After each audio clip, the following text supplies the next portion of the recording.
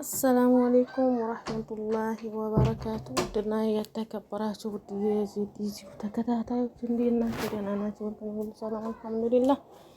አሳዛኝ ክስተት ወላሂ ለአዝመ በጣም ወንድማችን ዳውድ እንግዲህ ካላህ ደግሞ በወጣ ይተካ። መቼም አላህ ያው ጥሩ ነገር ሊሻ ነው። ቢሆንም የስንት አመት ልፋት ድክመቱን እንደዚህ መና መሆኑ በጣም ያሳዝናል ወላሂ።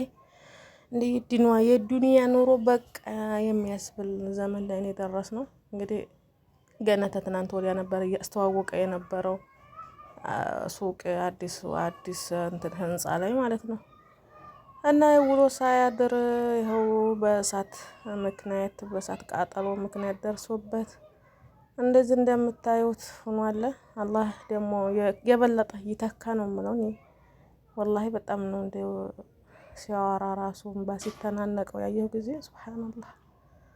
ብቻ አላህ በወጣ ይተካ፣ ለኸይር ነው ሁሉም ነገር። አላህ እሱ ነው ያመጣው፣ እሱ ይሰጠናል። ያን የሰጠን ደግሞ እሱ ይነጥቀናል። ስለዚህ ያ አላህ ስጦታ እስከሆነ ድረስ ምንም ማድረግ አንችልም። በቀረው ነገር አልሐምዱሊላህ ነው። ዋናው ህይወት ነው። አላህ በወጣ ይተካ እላለሁ ወንድሜ።